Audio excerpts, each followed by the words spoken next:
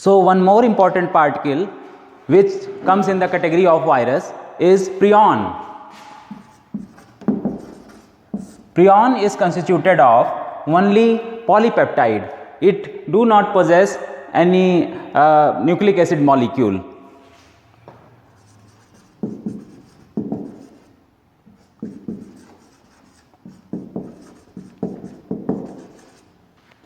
And one more thing is that prion is formed due to misfolding of protein.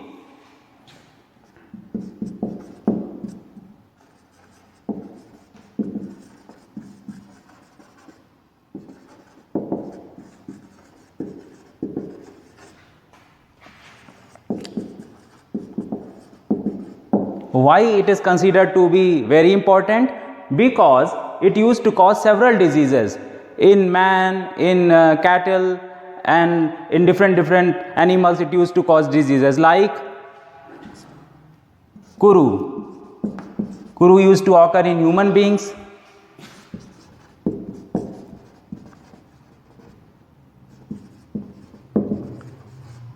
Scrapie in sheep. Likewise, Creutzfeldt-Jakob.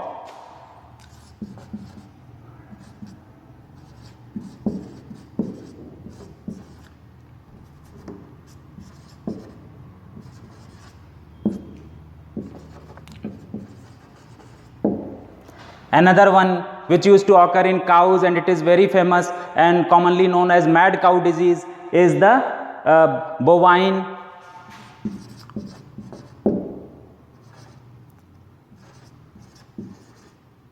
spongiform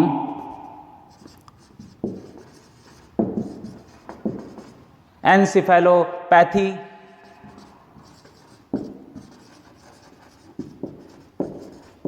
Likewise, and it used to cause the mad cow disease because it infects the brain, and it is very common, and earlier it was in the news. So prion used to cause several diseases in animals. That's why it is important, and it consists of only polypeptide formed due to misfolding, and it is very infective.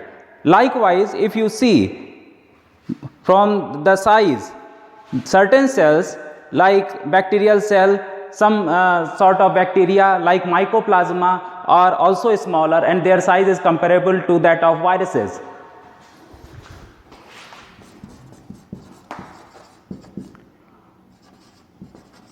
Viruses are acellular.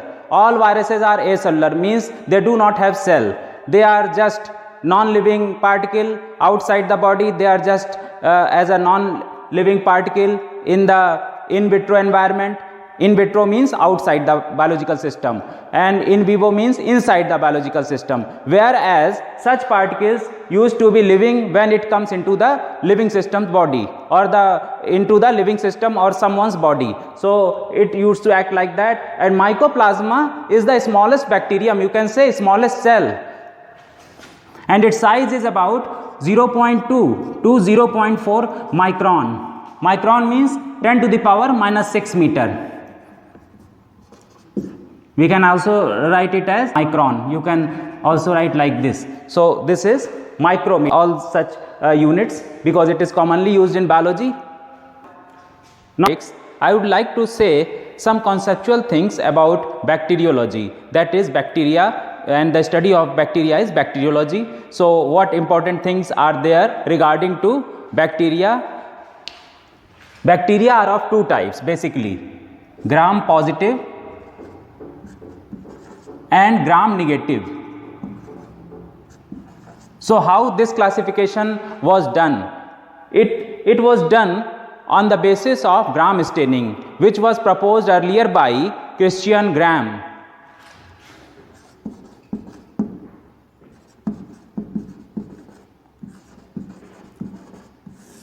Christian Gram was the scientist who proposed the gram staining procedure. In that, he proposed to stain the bacteria with gram stain, and basically gram stain is potassium iodide. So first we need to stain the bacteria with gram stain, that is potassium iodide, and after staining it we used to perform the procedure of washing and just putting alcohol over it to remove all the unrequired things, and later it is counter stained with the help of safranin. So let us see, the name of Gram stain is potassium iodide is the basic Gram stain, and safranin is the counter stain which used to be done. What is the purpose of using counter stain? Those bacteria that will not get Gram stain, that will get the stain of safranin, that is counter stain. So that are regarded to be Gram negative bacteria. So Gram positive bacteria used to give us purple color when we see it under the microscope, while Gram negative bacteria is visible with pink color. So these are visible with pink color.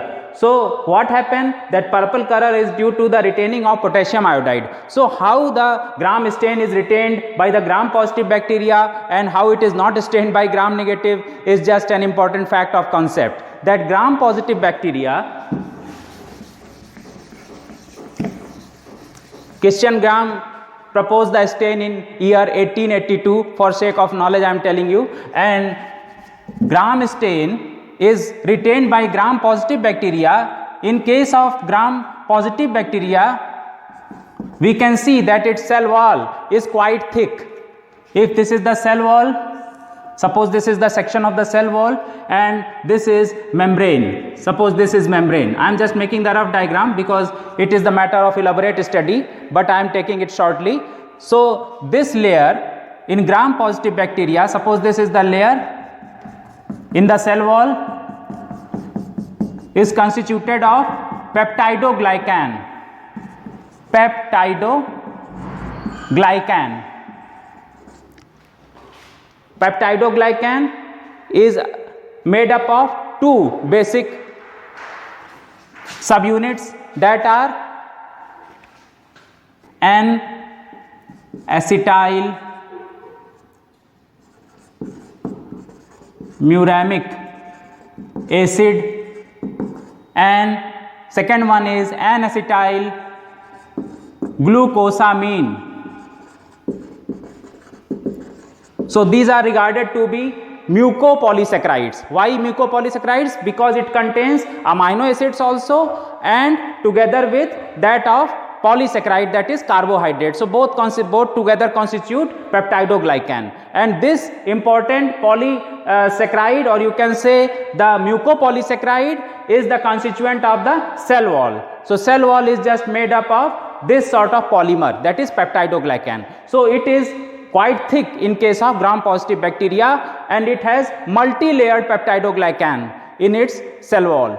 Multi-layered means several layers are there in its outer wall, and other thing is that the cross-linking of teichoic acid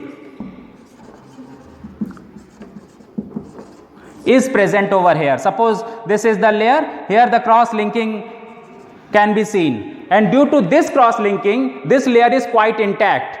And so when we stain with Gram stain, what happened, the stain get adhered over this layer and it is found to be dark in color under the microscope. So this is the main reason. And other important thing is that in case of Gram negative bacteria, we should have rough idea in respect to this, that there the peptidoglycan layer is found to be only one or two or only few layers can be found, and that is quite thin, and no cross-linking of teichoic acid is present. Teichoic acid is not seen in that of Gram negative bacteria, so the Gram stain cannot be retained by its outer wall, and that will get loose finally. So that will be lost when you will just after staining you will de-stain it. So at last it will get the counter stain, that is on staining with safranin it will look pink in color. So what happened, that Gram negative bacteria also contains some of the antigens in it, like antigen O. So it is present, and also glycoproteins, several glycoproteins are present. So we will discuss it elaborately later on. But one more thing I want to tell you regarding this. You should keep in mind, students, that this peptidoglycan layer that forms the cell wall of bacteria gets ruptured with the help of antibiotics. That's why when we use antibiotics, actually this cell wall, that is peptidoglycan, gets ruptured and its synthesis is stopped, and due to this the bacteria gets killed.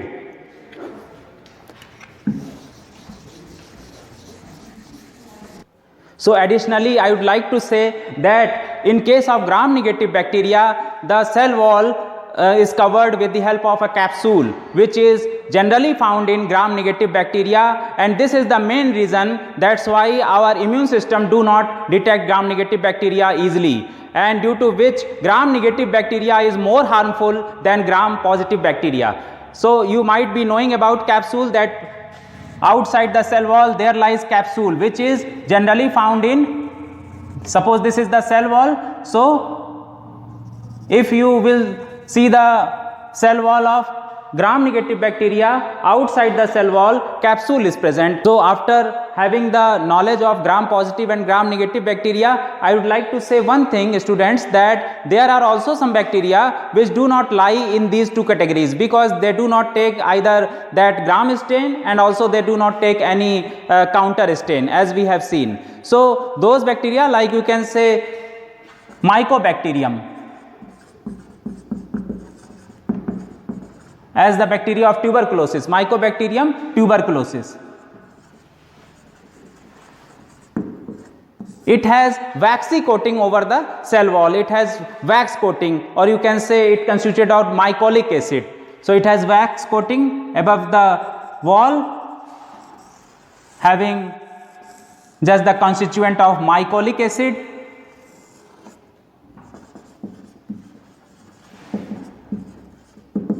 And that cannot be degraded, and due to this reason, because of having waxy coating, it do not take the gram stain. And an important fact is that such bacteria used to be stained with the help of carbol-fuscin stain. Carbol-fuscin stain, and together with phenol, because it degrades the waxy material whatever is present over the cell wall, and then after carbol-fuscin stain can just stick over that. So by the help of this carbol-fuscin stain we can detect such bacterium. So this is just the exception, because gram-positive bacteria, you know, like Bacillus, Clostridium, these are gram-positive bacteria, and gram-negative bacteria like E. coli, most common, Escherichia coli.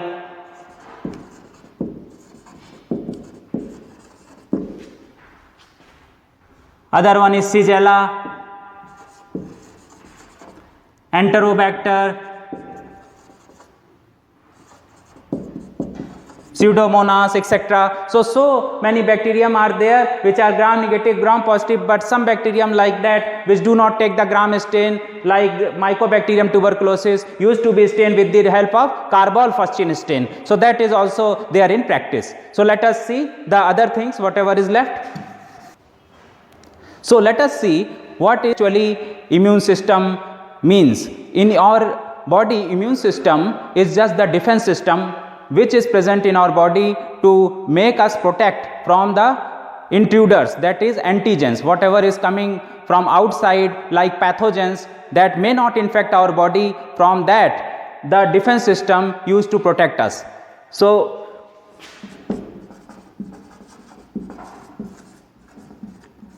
in immune system we can have our blood cells like WBC, and if you know the classification of blood cells, WBC are of two types, that is granulocytes and agranulocytes. So in agranulocytes, lymphocytes are included, and lymphocytes used to produce antibodies which are commonly known as immunoglobulins.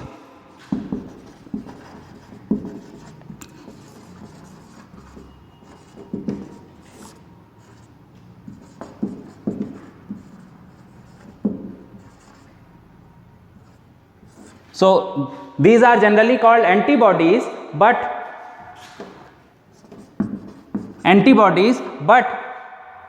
technically these are called immunoglobulins. So immunoglobulins are basically of 5 types.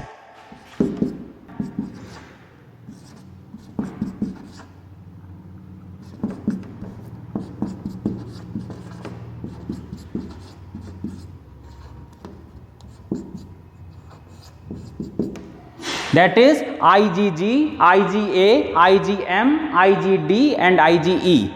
So technically IgG means these are gamma immunoglobulins. Likewise these are alpha immunoglobulins. These are mu. M stands for mu. And likewise D stands for delta, E stands for epsilon. So we can see that IgG is commonly found in blood. So if you say which one is abundant, this one is abundant. This is pentameric. This is pentameric in shape. You might have seen the structure of immunoglobulin, which is basically like this. So if you have seen such a structure, which is the monomer immunoglobulin, so in pentamer 5 such structures are found. Later we will discuss what is J chain, what is the basic structure of immunoglobulin, how the sulfide bonds are present, and that makes the arrangement. So we will see later on, but basically I want to tell you that this one is most abundant, this one is dimeric. This one is dimeric in shape, while IgG, IgD and IgE are monomeric immunoglobulins, that is single basic structure is present in that. And this one, that IgA is dimeric and IgM is pentameric. But on having infection, that is on the arrival of pathogens in our body, what happened? That IgM will be formed first. So this is the important fact, that it is formed first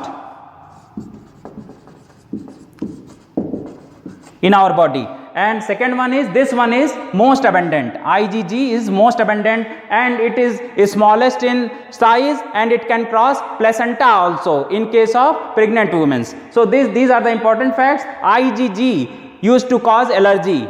This one is important because it used to cause allergy.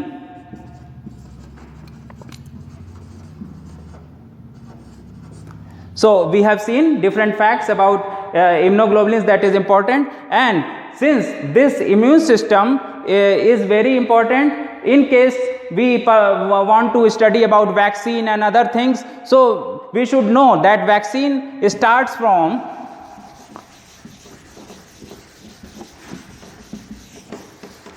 the study of vaccine was being carried out from last several hundred years, but it's actually started during the time of Edward Jenner. Edward Jenner is regarded as the father of immunology. Edward Jenner.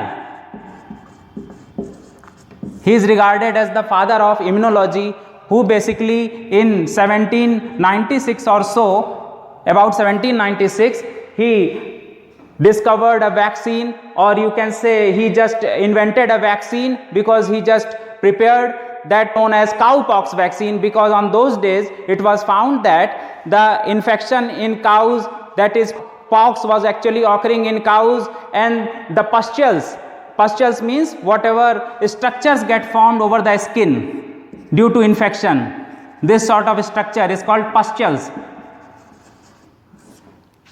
So whatever pustules are, you may have seen this in case of chicken pox. You might be seen pustules are formed. So that is the structure. And that time what happened, that pustules were used, the fluid in pustules were used to immunize the people, and he found that by immunizing using such pustule, the disease of smallpox stopped occurring after some time. He used such immunization, see the result. So he found that that can be possible to stop such infection, that is smallpox, during those days.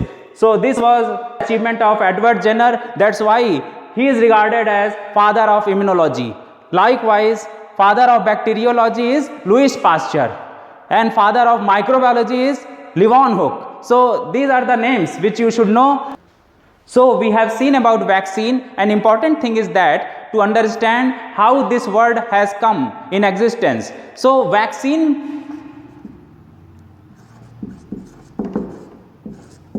word was actually made from vacca. Vacca means cow.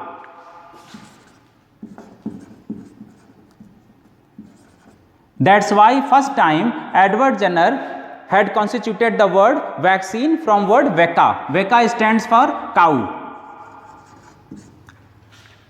What happened that cowpox virus was there at that time and causing infection to cows. So at that time the endeavor was to find out some remedy for that, to find out some sort of cure, and in that direction Edward Jenner worked, and later on he discovered vaccine. So this was important, that vaccine word came from cow.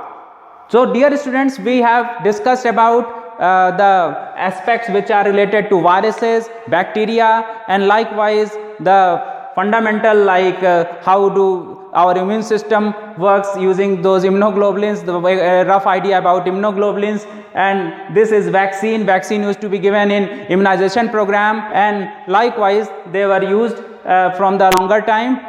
So likewise such vaccines were used earlier and are used presently at this time. And also the things like adjuvants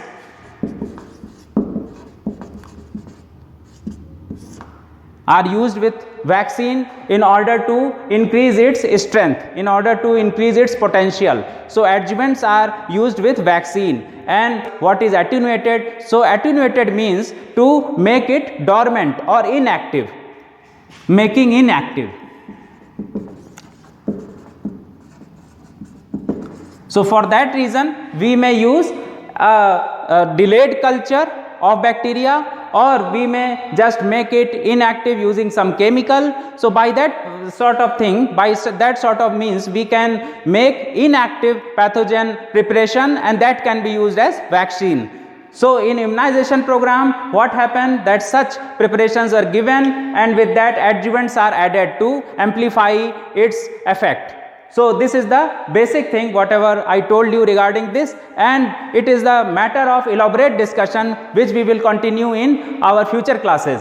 So we have discussed about viruses and bacteria and other things whatever is relevant regarding immunology. Now I would like to switch over to bioenergetics topic now. It is very interesting because in bioenergetics we will see how the energy is generated within the biological system, within the cellular system, within our body, how the energy is getting generated, how ATP is formed. As we know that ATP is the readily available energy currency, and in that there are two types of system, aerobic and anaerobic. Aerobic system is that where oxygen is required for cellular respiration. Oxygen required. In anaerobic, oxygen is not required.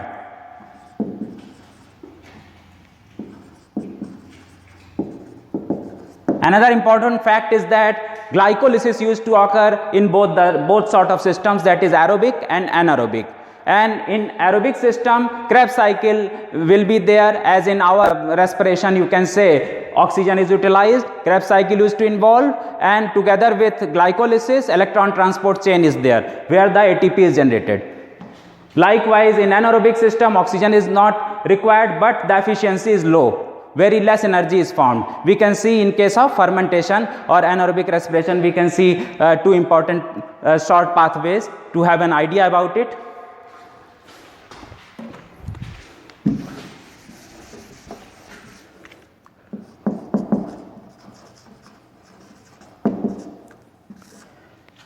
We already know glucose is the basic molecule which used to give us the energy.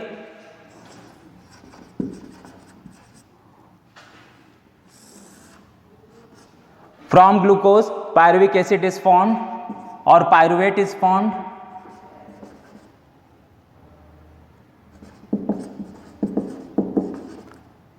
Its ionic form is pyruvate, although we can call it as pyruvic acid.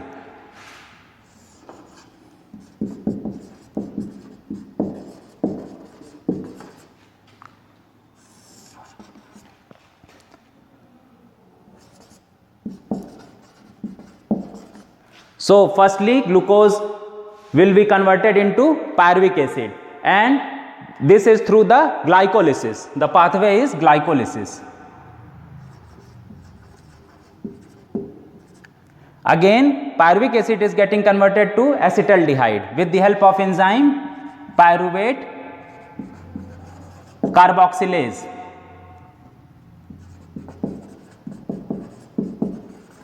So the CO2 is eliminated out because this is 3 carbon sugar and this is 2 carbon sugar, and we will see how this is 2 carbon organic compound, and lastly ethanol is formed. By this process we can produce alcohol.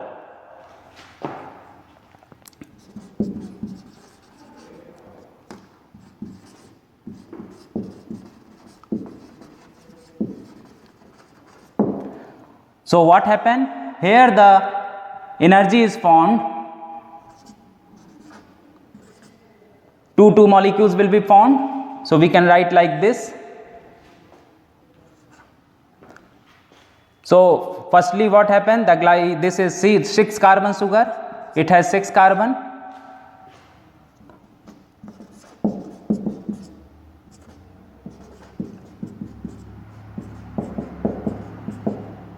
Again it will be utilized and this will be formed, means coupled form of system will be there, because whatever NAD plus is getting generated, it will be utilized in that pathway from acetaldehyde to ethanol formation. So we can have to find out this thing. Due to this reason, what happened, the energy formation will be less, only 2 ATP gain will be there.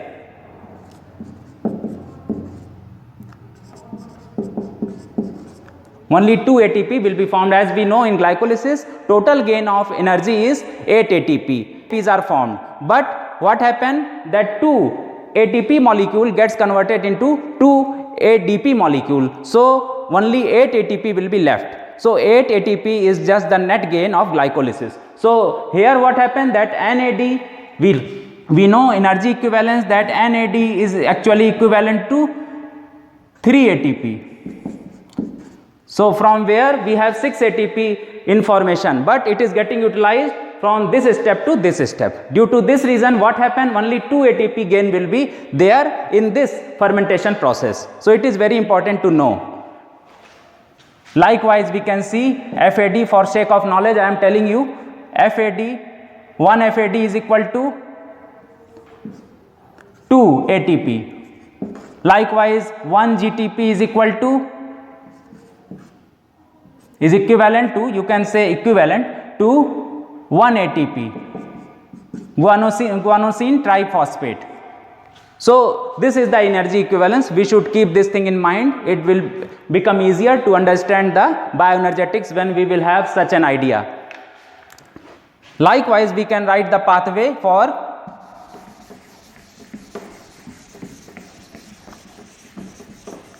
that of lactic acid formation, which used to occur, that whatever I have told you, that glucose to alcohol conversion used to occur, glucose to ethanol formation used to occur by the means of yeast. Yeast used to serve as the agent there, Saccharomyces, you often have heard the name. Now I am telling you, glucose to pyruvic acid formation, and this pyruvic acid will get changed to lactic acid, and this formation used to occur in bacterial cell and muscles, and that was whatever I told you earlier, that pathway used to occur by means of yeast. So here I am writing that in bacterial cell and muscles.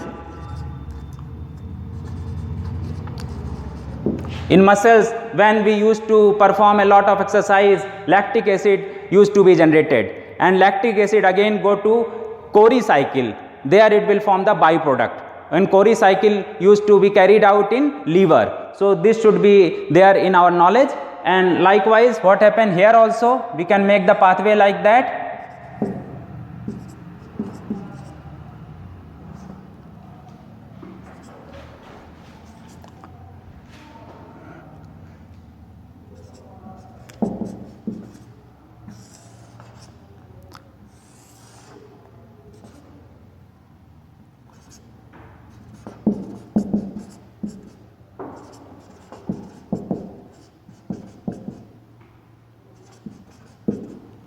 So likewise the pathway will occur here also, and from there we have only 2 ATP in gain. 2 ATP will be obtained as energy, and this makes the concept how the anaerobic respiration goes.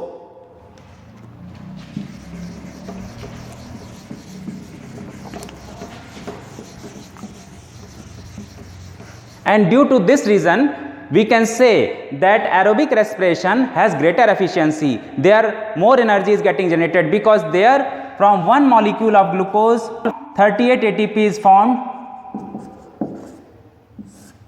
38 ATP will be formed in our cells.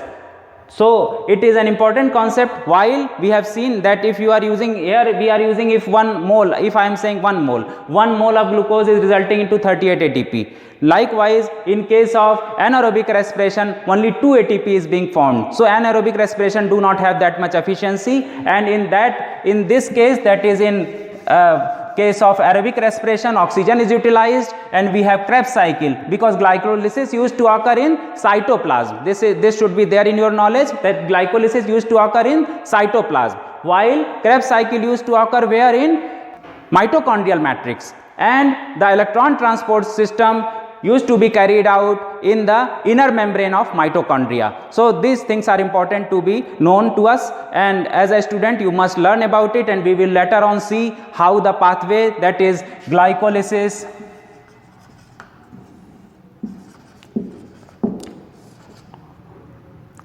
pyruvate is generated. Pyruvate goes to Krebs cycle by getting converted into acetyl-CoA. Acetyl-CoA is just serving as a junction. It is just like a junction. Everything is getting converted into acetyl-CoA. Later on the things will be formed, and all the pathways, suppose amino acid is getting, a protein is getting converted into amino acid, later on it may get converted into carbohydrate. Likewise fat may get exchange and form the carbohydrate. So everything may just interexchange among themselves with the help of acetyl-CoA junction. So this is just serving like a junction, and it may go to Krebs cycle. It is also called tricarboxylic acid cycle, and while glycolysis is called Embden-Meyerhof pathway. So these things are important to be known. And now what happened from both the places, that is from glycolysis, you can just mark like this, from glycolysis at several places. I will tell you in detail when I will discuss the pathway, and from there also electron transport chain will be linked, and the things are going to the inner mitochondrial membrane, that is oxysomes, F0, F1 particles, and there the things are getting changed with the help of enzyme is present there in the membrane, and it helps in the formation of ATP there. So all the things, so this is an efficient system, and you can say that electron transport chain is present there or not. You can ask such a question, whether electron transport chain is present in the prokaryotes or not, in a bacterial cell or not, but it is present there. Although mitochondria is not there, but there the folding of membrane, outer membrane, as well as mesosomes. You often have heard about the organelle mesosomes. So that is formed by the folding of the membrane, cell membrane. So there such things are located and the things are carried out. So this should be there in our mind. Now I will just tell you one thing more, that you should know the molecular structure of some of these important molecules like pyruvate. If you are writing pyruvate, it should be in ionic form. If you are writing pyruvic acid, just put H here. Likewise CO, that is this acetyl group, and here you have the pyruvate molecule.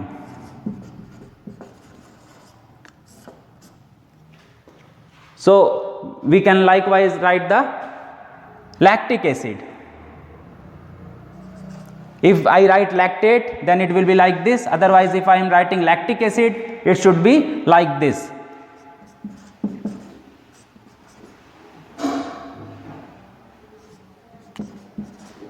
This is lactic acid. It must be known to us because this is very important. If you are knowing the ketonic group and alcoholic group and carboxylic group, but it should be there in your practice to make the molecule. If you understand the molecular structure, you will not forget the pathways and other things, because it will be helpful in making you remember the facts. So the another thing, like glucose molecule is very important. This is the basic molecule. So let us see the structure of that.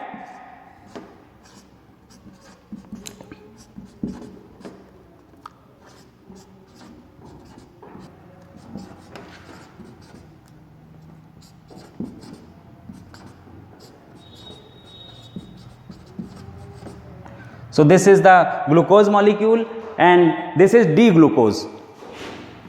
D-glucose. D means dextrorotatory, dextrose. That's why glucose is also known as dextrose. And here you can see this is the Fischer form, open form or Fischer form. And if you will make this like if you will make like this, that is in the form of ring, it will be called pyranose. Let me make the structure.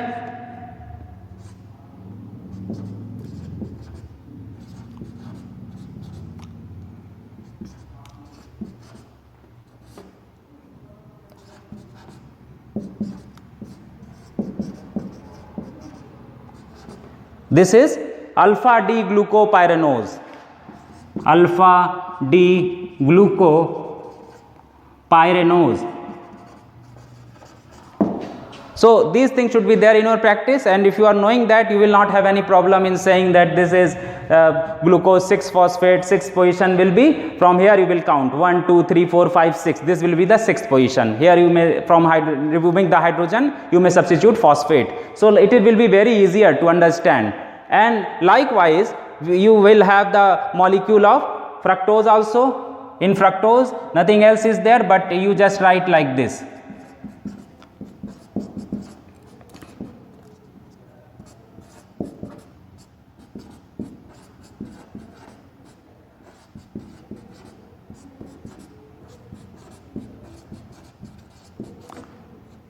You know fructose is the sweetest sugar.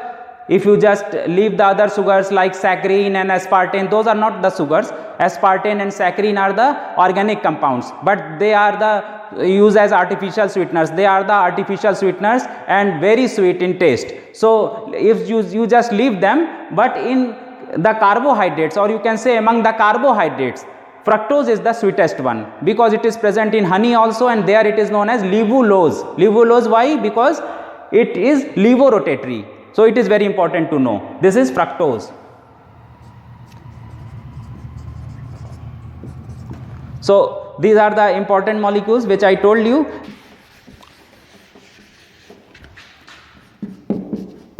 ATP is nothing but a adenosine triphosphate.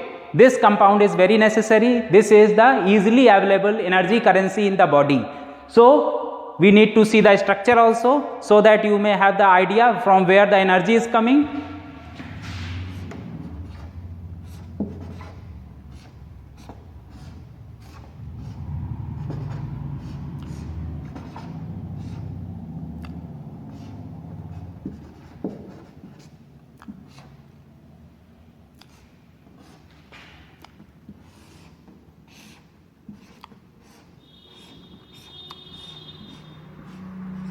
This is ribose sugar.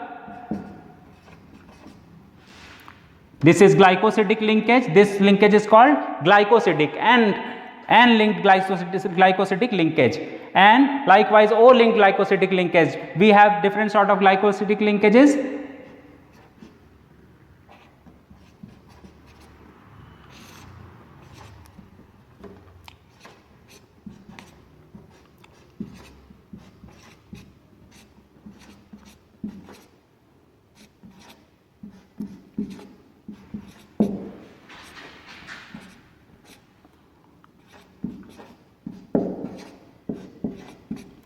So we can see here that two high energy bonds are found in ATP. One is this one, another one is this one, and there are three phosphates: alpha, beta and gamma. There are three phosphates. So what happened that these two are high energy bonds. On its breakage, what happened when it will get broken down, when it will be broken down, what happened, that energy of about 7300 calories per mole is liberated out. So when the ATP is getting converted into ADP, this much of energy is obtained per mole, and you can multiply it in order to calculate what energy is obtained from 1 gram of glucose or from any pathway. You can just calculate it with the help of this one. Although this energy bond is weaker and it can contribute very less energy, and often AMP is not going to be broken down. So these two bonds are high energy bonds, and this is what? This is adenosine.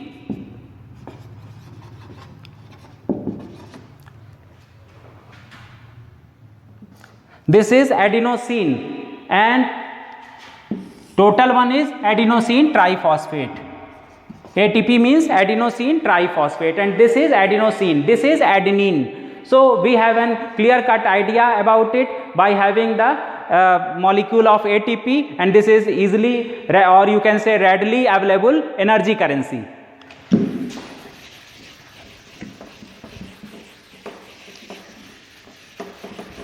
So after having some discussion about this bioenergetics, now I would like to switch over on genes. So one word gene is there, and in gene what happened, that it is a very necessary terminology to understand, because nowadays genome and all these things are there, and you might have read about genetics, which is usually there in the course, and students are not comfortable with genetics. I think most of the students are not comfortable, because the concept of gene should be there in order to understand the genetics. Although we will see that in the later classes when I will take those classes, and there we will discuss about the concept of genetics and those laws and all those things. But what happened, that what is gene, what is genome, only I will tell you that thing. So gene is nothing but a fragment of DNA, a fragment of DNA. A fragment of DNA is gene, which can form some phenotype or a product, or you can say some protein, which on expression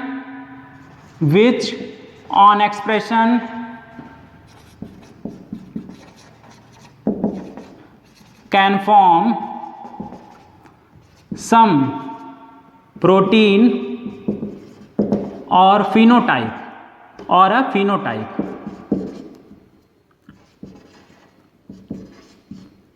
So I am defining it in a very simple language so that you might understand. And if you say gene of prokaryote, then their introns and exons will not be there. Introns means non-coding region, exons means coding region. So introns and exons are mostly found in eukaryotic DNA, and there in gene introns and exons will be there. And when from the DNA mRNA is formed, first immature, or you can say the raw RNA is formed. After splicing, this is nothing but transcription process.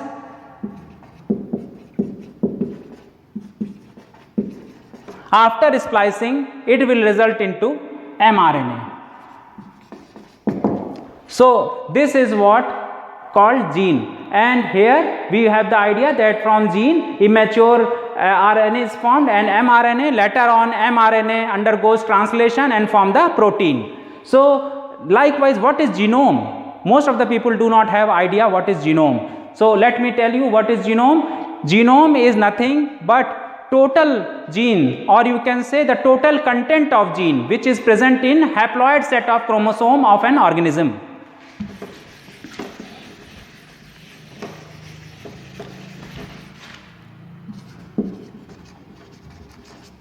Total content of gene which is present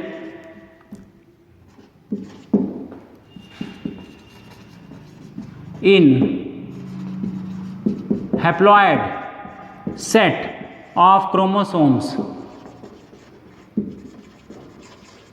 of an organism. So you might be thinking, when this word came in existence, what is the relevance of this word? Actually, from the time of Human Genome Project, which went into the lab of Craig and Venter's lab, Craig and Venter.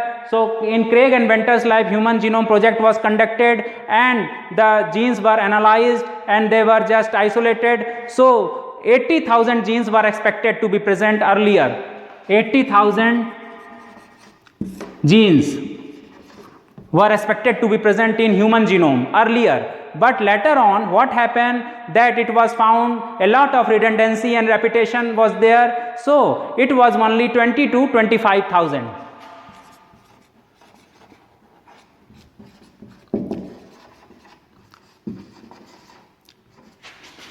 Human Genome Project, and the project was over in year about 2000, and in that project a lot of scientists were involved and the genome were sequenced. Actually, sequencing was done for the whole genome, finding out the gene and about their expression, what they used to code. So this was the project. From that time, genome came in existence.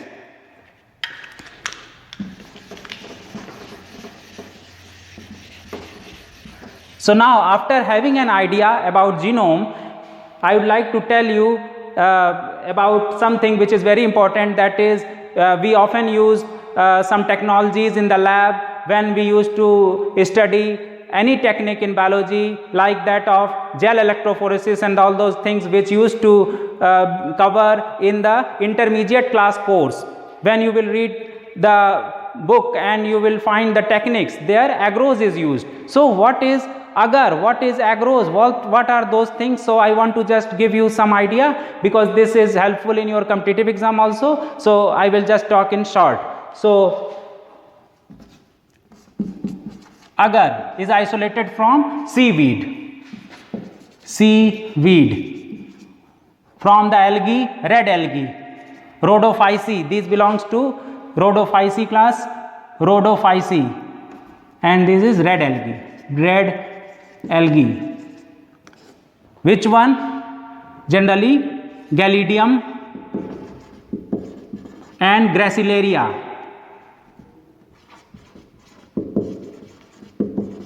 Gelidium and Gracilaria, these are the important algae. So red algae, and what happened, that we used to isolate agar from that, and by using agar we can prepare the gel. From agar, agarose is derived by refining. So you might have heard about the word agarose gel electrophoresis, which is used for DNA. Another word, PAGE, polyacrylamide gel electrophoresis. There is also, it is used particularly for protein, separation of protein. Likewise, agar is used in the culture plate for culturing bacteria and all those things. So it is important to know about agar and agarose, and according to their concentration we can make the dense gel or whatever gel we require for our purpose. So this is an important term. Another term which is very important to know is ribozyme.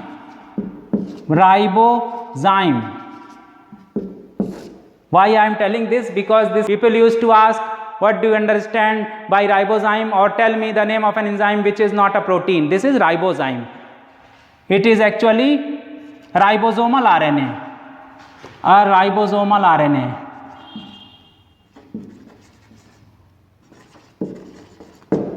which is serving as an enzyme, and it used to play role in protein synthesis. Likewise, Abzyme is nothing but antibodies which are functioning as enzyme. So it is called Abzyme. There the application of monoclonal antibodies are used.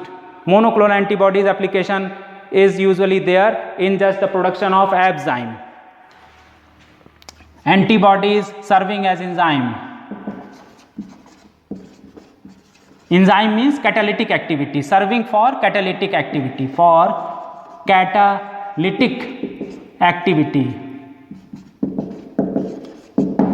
So these terms are very important, that's why I told you at this time. Now another important fact which I would like to tell you is about enzyme.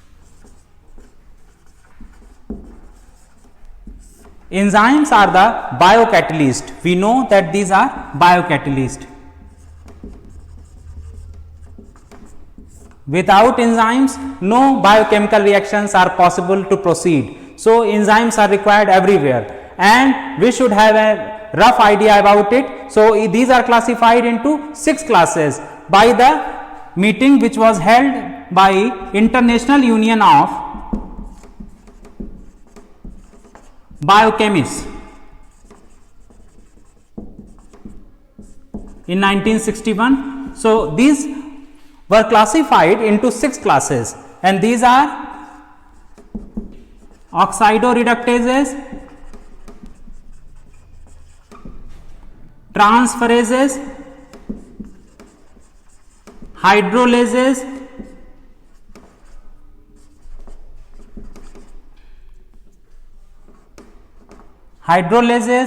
and the other one is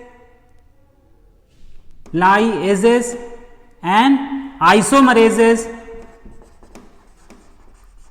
ligases. So we can have the idea from the name only. Oxidoreductases means these used to cause oxidation reduction process, while transferases used to transfer the functional group. Hydrolases means they utilize water molecule for causing cleavage, and lyases are the enzymes which causes cleavage without using water molecule, while isomerases used to cause the formation of isomer molecule. On the other hand, ligases used to cause the joining, that is bond formation among the macromolecules or the monomers of different biomolecules. So these are the important enzymes that we should know, and these are classified and also numbered accordingly. So this should be there in our knowledge. And the other thing is that enzyme used to lower down the energy of activation which is required for biochemical reaction. You must know this, that it used to lower down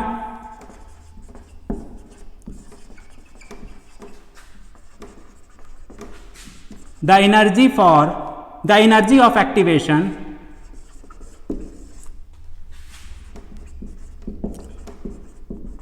for biochemical reaction.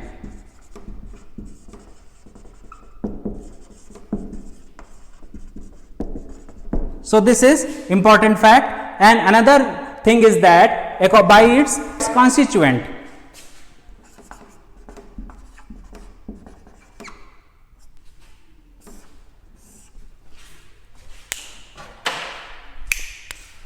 so enzyme contains 2 parts. One is protein, that is called apoenzyme, protein part. Enzyme, the entire molecule is called holoenzyme. Holo means whole. So this is holoenzyme.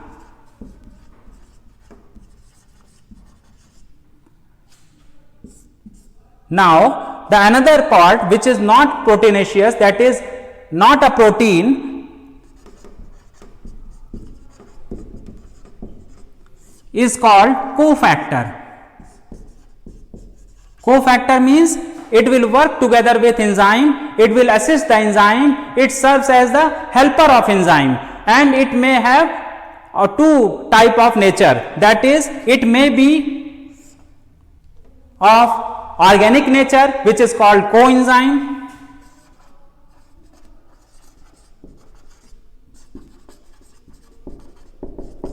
or it may be of inorganic nature, and then it may be a metallic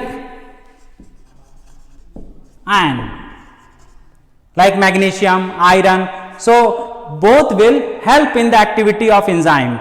Another important word is there, another important term is there, and that is prosthetic group.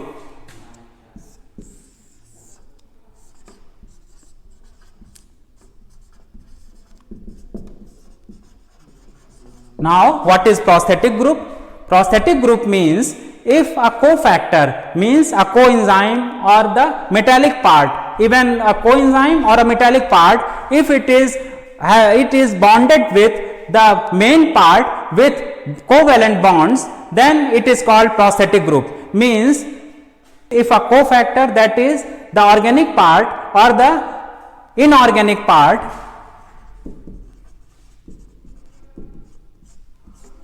is bonded with the main part and assisting in the activity, and it is bonded with the help of a covalent bond, and that is, in that condition it is undetachable, then this is called prosthetic group. So it should be noticed because it is very important fact, and if a coenzyme is attached in that manner, it is called prosthetic group, and if it is not attached in that manner, it can be termed as co-substrate.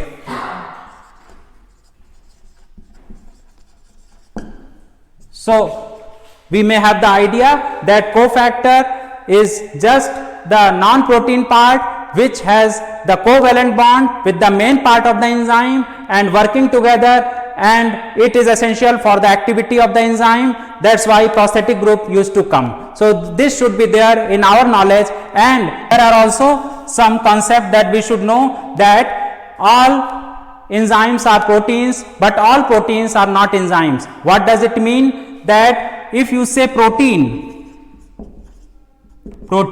may serve as enzyme, but it may also form a structural part.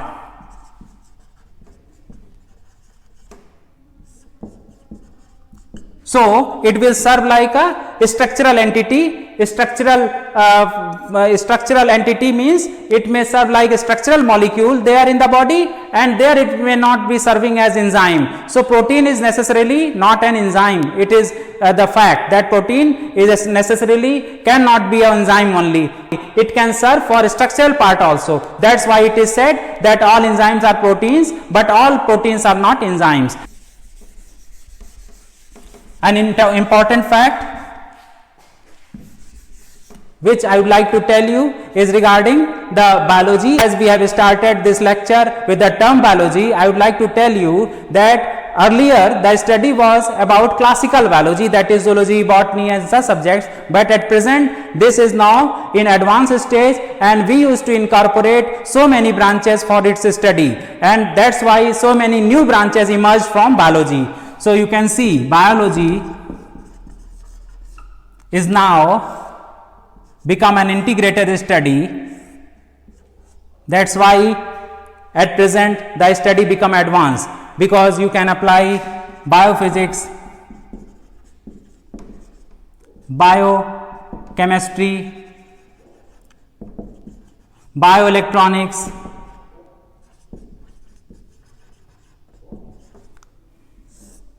bioinformatics,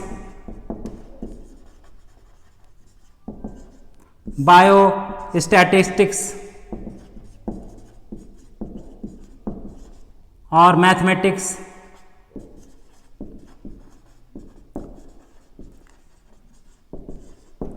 Likewise, different branches now emerge from the biology or being used as an integrated study for excavating so many facts to reveal so many knowledge in the field of biology, which is essential at present, and now it become the field of integrated or applied biology at present. So we are using such knowledge, we are using such branches for an integrated study, and for what purpose? In order to form some product or to solve some biological problem. That's why now we are capable of synthesizing the drugs, medicines and the dairy products and so many other products like recombinant products which are being used as medicines. So these are being done, or these things are being done using the integrated approach, and which is also the part in the field of biotechnology, and several different disciplines are used for the evolution of biology at present. So this is very essential fact, and these all things are for human welfare. So this is very important to know, and this is our just the introductory part, whatever we have studied right now, and after the introduction we will proceed with these topics in elaborate form, that is we will see the details of these one, taking each of them at a time, and this is the introductory lecture at present, and I think you will get benefit from this lecture, and thanks for watching this video. Thank you. Now let us have some concept of immunology that I have discussed in this lecture, and I am just telling you to get an overall idea about it. So these are antibodies, are those molecules which are formed from lymphocytes, which is a type of WBC, that is white blood cell cells. Now antigen are foreign particles, means protein molecule, any substance or pathogen that causes the production of antibodies. What is next? That is hapten. I told that hapten are small molecules which are not self-sufficient for causing the production of antibodies because they are quite smaller in size, but when they are mixed with some carrier molecule or conjugated with that, then they are capable of forming the antibodies, that is now it can serve as antigen, that I have written. Now adjuvants. What are adjuvants? Adjuvants are used to increase potential of vaccine, that's why these are mixed with vaccine, then after immunization used to be performed. Now epitope. So these are the terms which I want to explain over here, is that epitope means it is just the antigenic determinant and which are meant for binding antibodies, and where these are present? These are present on antigens, and likewise paratope is present on antibodies, a part of antibody which identify and bind to antigen, that I have written, you can see. And also I want to explain it just by making a antibody.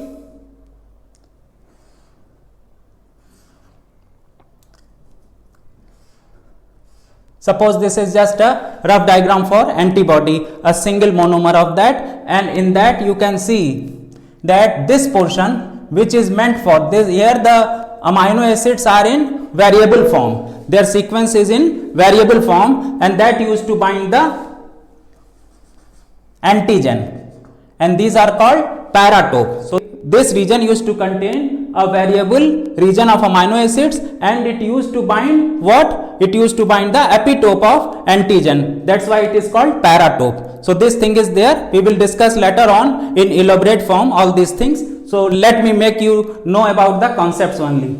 Likewise monoclonal antibodies.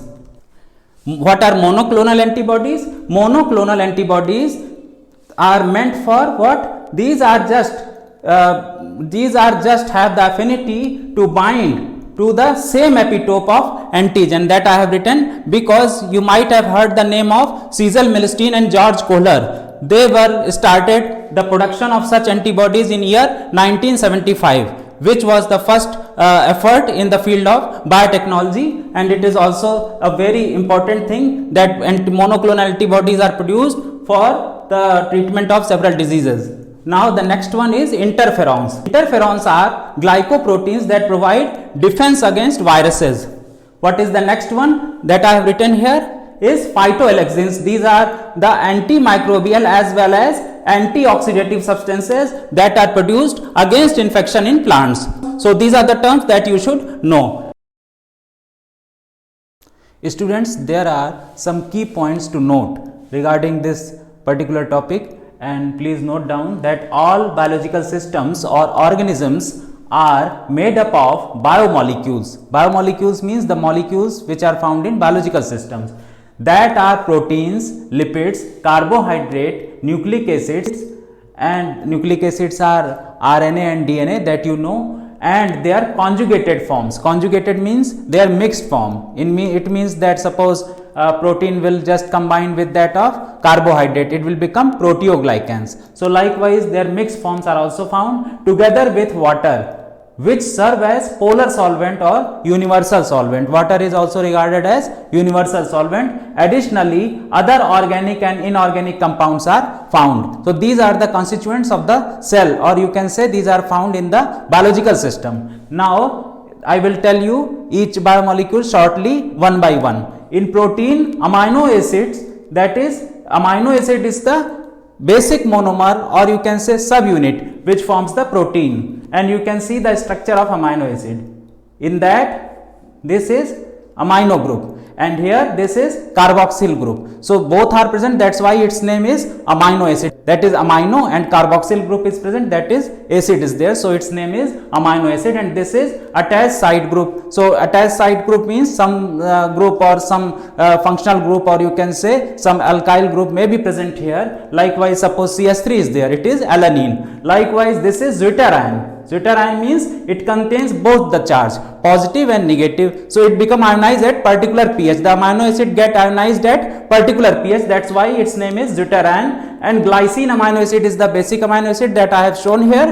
And in that you can see no chiral atom is present, means all the bonds of the carbon atom are not bounded with different sort of groups. That's why it do not show optical isomerism. So this is the basic property.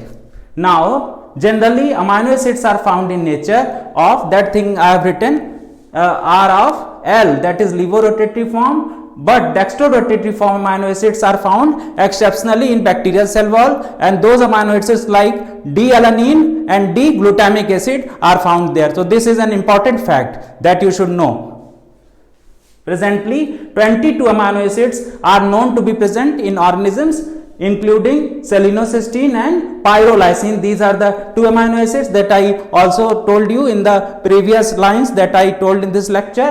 And in human body, 21 amino acids are known to be present, excluding that of pyrrolysine, which is usually found in archaebacteria, that I already told you. Now, peptide bonds are present between amino acids. Glycosidic linkage is present between monosaccharides, that is carbohydrate monomers or subunits, and phosphodiester bond is present between nucleotides in RNA and DNA. There you can find. Now I will switch over to lipids, another biomolecule. So in lipids, membrane lipids contain phospholipids, glycolipids and cholesterol. These are amphiphilic or amphipathic in nature. What is amphiphylic? Amphiphylic means it contains polar end, that is head is polar. Here you can see the bilayer form of the lipid, and in that head is polar. That's why I also mentioned here that it is water soluble or hydrophilic. Hydrophilic means water loving, and likewise this is hydrophobic, means this end is, that is alkyl side chain is present, and that side chain is particularly water hating. That's why it is called hydrophobic. You can see the structure of liposome. Here, that here you can see the membrane is now turned into liposome form, and here micelle structure is present, and the particular thing is that here the core is hydrophilic and here the core is hydrophobic. So these are various forms which used to transport the materials within you can say in the blood system within the body. Now chemical nature, what is the basic chemical nature of lipid is there, that I have shown here, and that is triglyceride will be hydrolyzed, or you can say undergoes hydrolysis and form what? Glycerol and fatty acid. Storage lipid is form of what are the constituent of storage lipids, means if lipid is stored or fat is stored in the body, what will be the constituent? Cholesterol, cholesterol ester and triglyceride stored in adipocyte cells in adipose tissues, and in vertebrates particularly it is present in subcutaneous layer, and its name is panniculus adiposus. B-wax contains ester of triacantanol and palmitic acid. So it is also an additional important fact that you should know. And RNA, now you know DNA RNA molecule, RNA is quite unstable while DNA is quite stable. And what is the reason? That I have written in these lines, that mRNA is the least stable form, rRNA is the established form, because rRNA is often associated with proteins, and another thing is that while DNA is highly stable, being double stranded and associated to protein, and particularly histone protein, which is basic in nature, containing positively charged amino acids that are lysine and arginine. And now RNA has role in protein synthesis, and while DNA has role in carrying genetic information. Now see about carbohydrates. Few important facts are there regarding carbohydrates. Carbohydrates, the basic carbohydrates, you can say triglycerides, are what? Glyceraldehyde and dihydroxyacetone. So what will be the basic structure? Let me tell you, because I have not written there, but just I am telling you. This is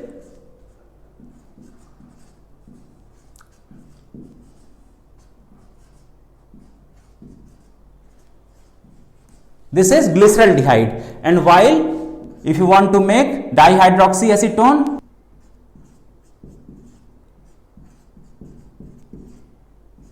so this is dihydroxyacetone. So you can see this is the structure of dihydroxyacetone and this is the structure of glyceraldehyde. Both are basic, you can say both are basic carbohydrates. Pentose sugar, that is also important. Pentose sugar is also important. Why?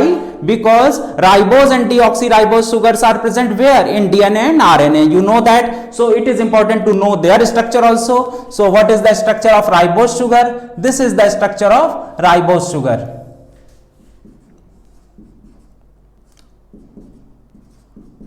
See it, because it is very important to know there is a difference between ribose and deoxyribose sugar. So this is ribose sugar. Now I am making deoxyribose sugar, and see the position that is on the second position, the difference is there.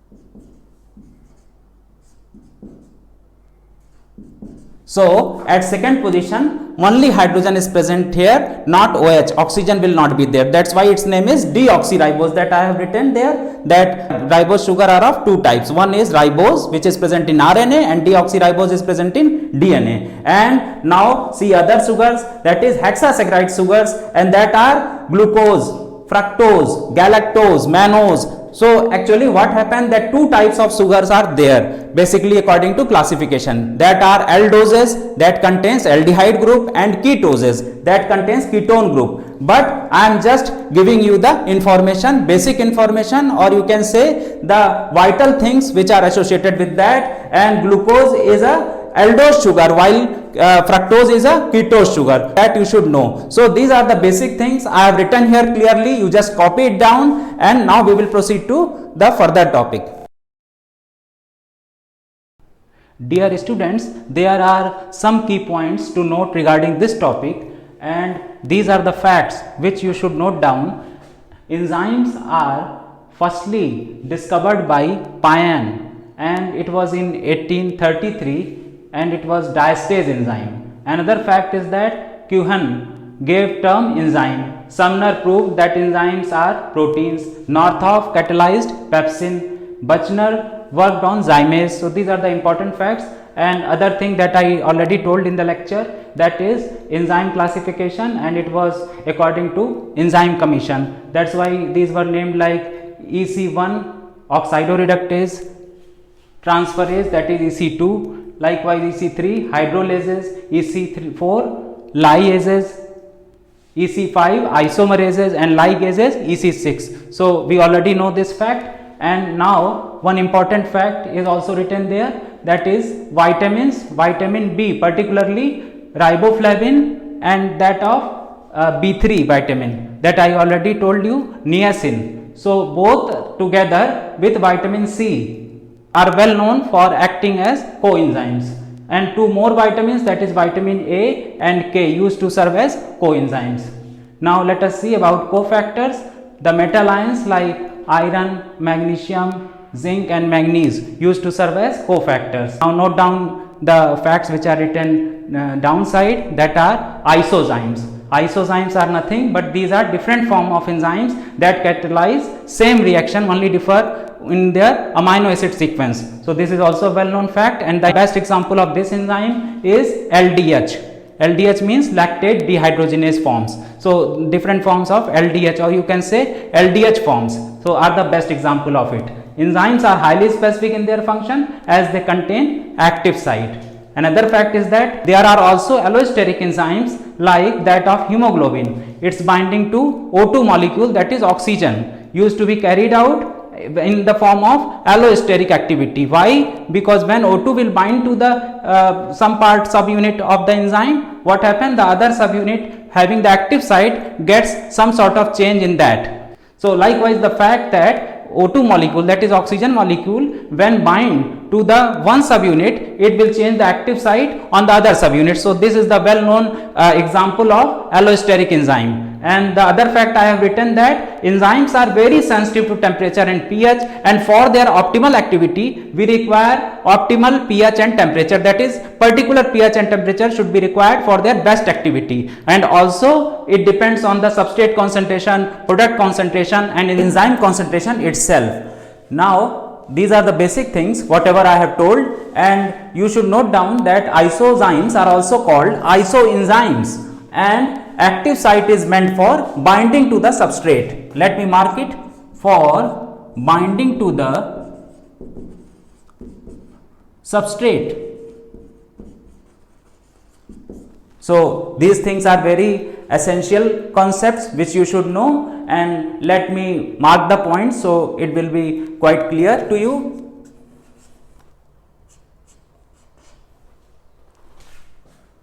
These are the important points whatever I have told right now.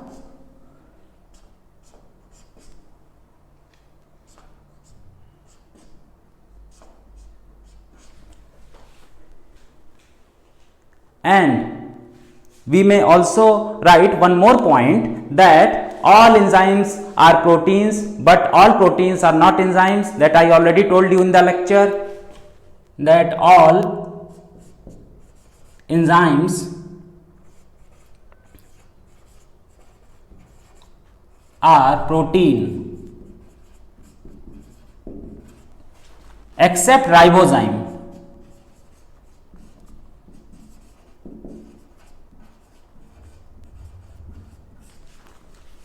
But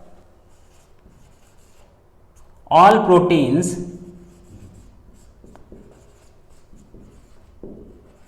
are not enzymes, or not essentially be the enzyme.